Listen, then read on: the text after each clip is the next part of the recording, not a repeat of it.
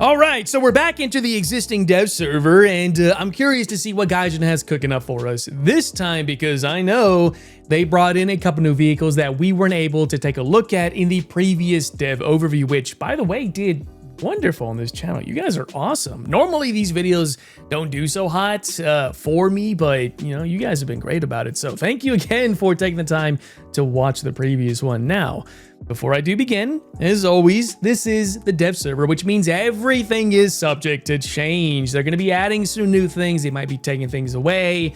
And more importantly, I might mess up something, because let's be real here. Aviation is not my strong suit, and I make quite a few hiccups with it. But you guys have been so kind to correct said mistakes over in the comment section with absolute respect too. You guys are awesome, seriously. But again, please take everything with a gigantic grain of salt, because dev server, cool. Now, before I do actually begin, we're gonna be doing a small little transition to kind of keep things a little bit organized.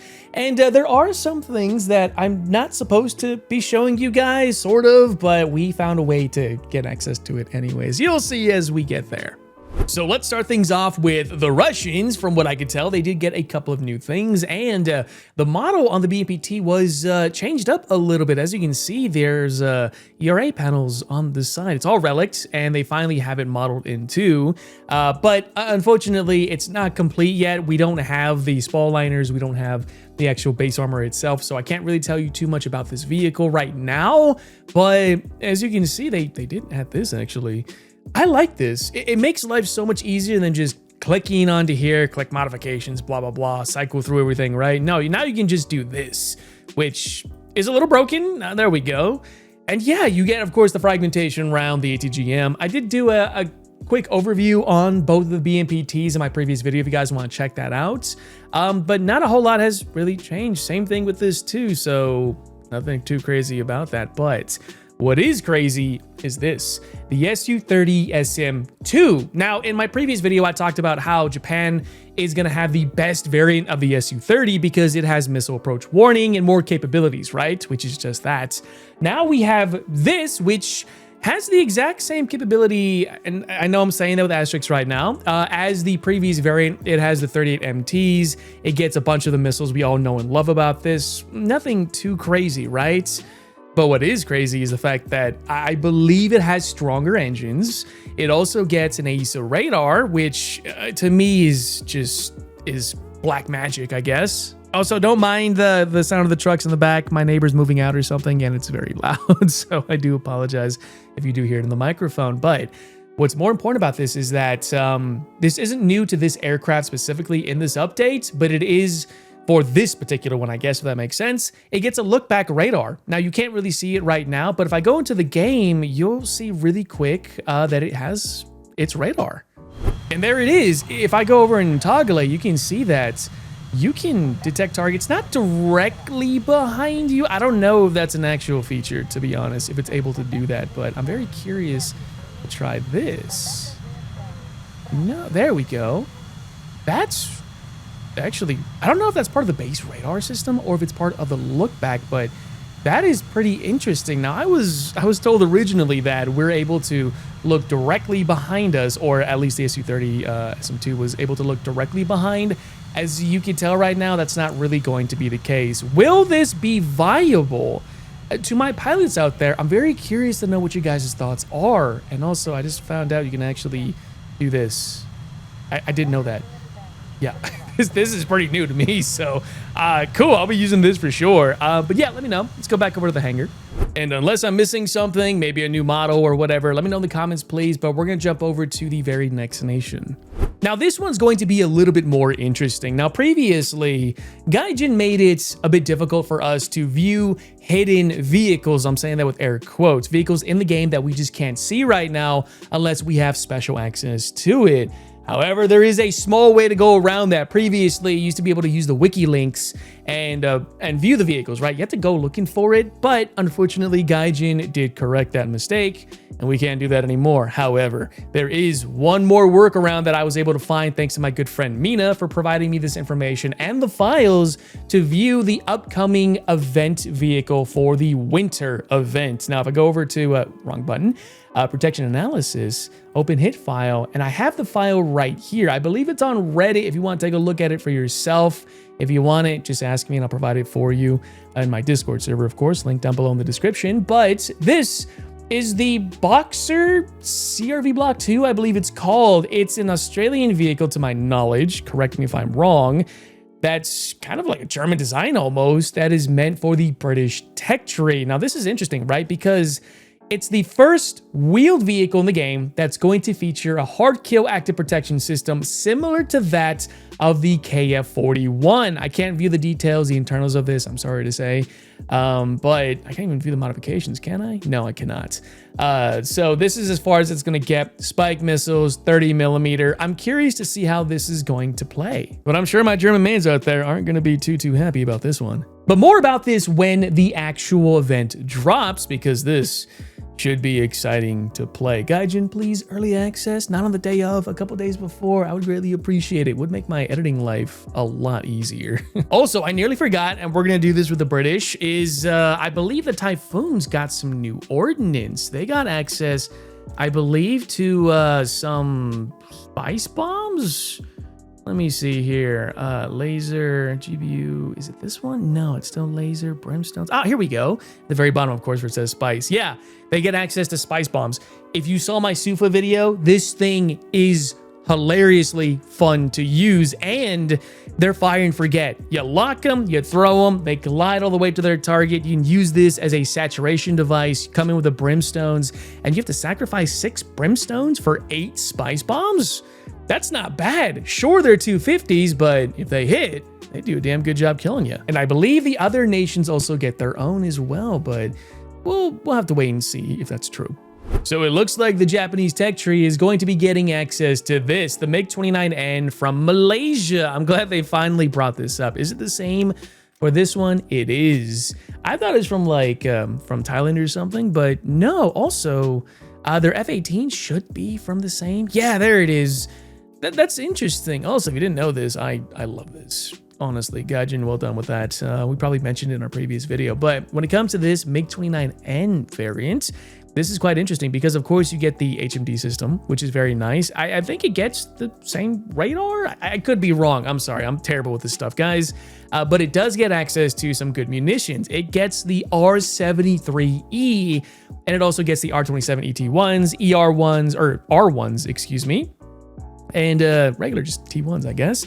Unfortunately, when it comes to ground pounding ordnance, it doesn't really have too much. Sure, you can use the S-24Ps and dumb bombs, but in truth, I wouldn't really focus on doing that when you have this type of ordnance. This is definitely a cap-capable aircraft. Now, word has it that they might get a variant, or even this one might get access to the R-77s, which apparently it did use historically. Will that be a thing? I have no idea, but currently as it stands, R-73 missiles, great capabilities. I love my MiG-29s. We'll have to really wait and see. Now, moving over to China, you can see that not a whole lot has really changed with the Abrams. It's still the same. Not a whole lot has really happened with it. Same firepower, same thermal sights. Nothing really new. I don't expect this to really change, nor on the J10C, etc. But what is very important is this. The SU-30 Premium, nothing too special, right? You guys already know about this. We talked about it in detail already in the previous helmet mounting system. No missile approach warning, but it does get access to something new. In fact, not just new, it gets something that some may not really agree with. The PL-12 air-to-air missile, the top missile right now found for China at top tier. And this thing, I confidently use this more, I think, efficiently than I use the AIM-120s or even the R-77s, because these, I feel like they don't miss. They do a damn good job clearing the skies out over in GRB. ARB, I can't really say much about it, but I'm sure it might be the exact same thing. But this, a premium aircraft with PL-12s, that's like giving A120Bs to a premium aircraft too, which is a thing, I think. I'm sorry, total brain fart right now, but holy crap. PL-12s on this. Well, you guys better be using my damn discount link if you buy this thing, because it might be worthwhile to look into given everything this thing has, from cruise missiles, TDs, just I'm gonna tell you right now, I don't really see a reason to play the J10C at this point with this kind of stuff. Or maybe I do, but damn, that's a lot of missiles. Gosh, let me know in the comments, please. Up to the next. And of course, everyone has been talking about this, and I finally get to look at it. The new Gripen the E variant with some pretty good capabilities. I mean, granted, it's all putty right now. It's not done. Yeah, just holy crap, base model. That is awesome. But let's take a look at this, shall we? What's it get? It gets the BOL pods, which means you get a whole ton of flares. Holy crap. That is a lot. Is that true? Is that real? Holy crap, that's a lot, dude. Oh, good luck killing this thing with missiles, I think. Let's see. It gets RB-74s, M's, excuse me. I was gonna say RB-77s for some reason. It gets access to the RB-99s. Any new variants of the missiles? These are 120As, right? Or Bs? One of the two. I'm sorry, I'm totally bad about this kind of stuff. Ordnance-wise, when it comes to ground pounding, you get GPS-guided bombs. Not really too focused on these. You also get a bunch of these. Great for saturation. That is 100% for sure. But you do get access to the AGM-65Gs. You get the T variant, 75s. Really wouldn't use these, to be honest. I'd probably go with these instead because they're IR guided, of course. Let's see. You get spice bombs. No kidding. I didn't know that. All right. Dude, I'm going to love these. Seriously, they're going to be great. Guys, if you're on your anti-air duty, you really want to focus bombs at this point because these have a crap long engagement range. These things can go for kilometers. I'm talking like 10, 15, 20, even if you're lucky, that is. So keep an eye out for these for sure. And it gets brimstones.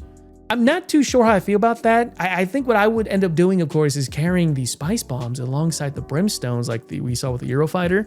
And this will be my go-to for ground pounding, but yeah, and the targeting pod is not in the way. This is going to be exciting. Guys, let me know what you think in the comment section, please. I'd love to know your thoughts on the brand new Grippy boy. All right, so closing thoughts time. Now, Gaijin is going to be doing something very interesting in the coming year. They are going to be introducing a new rank for top BR aircraft, specifically being rank 9, which kind of brings in a whole host of problems because what that does allow Gaijin to do is bring in more advanced premiums for the top tier, high tier environment. And seeing that GRB is kind of falling behind right now when it comes to the ranks, that means we're going to have what is essentially above top rank aircraft for GRB, but more about that when we get more information. Now, here's a note from the dev team saying that they would like to draw attention to the fact that the F-18E Super Hornet and other jets for USA, Russia, and China and Sweden are coming in the line of contact update, which means there are 4 vehicles at rank 8 vertically for these nations, which is something they said they would not do. I mean, I know some people might get a bit upset by that, but in this day and age, you kind of got to evolve.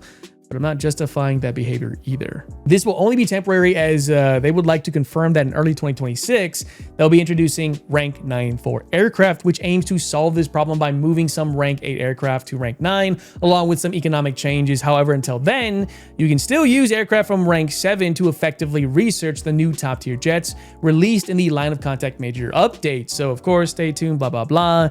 I already kind of made my peace with that. It doesn't really bother me too much because I don't play top air RB for the reason that it's very annoying to play up there right now. Even more so as a creator. Trust me, you get focused quite a bit. But I will say this.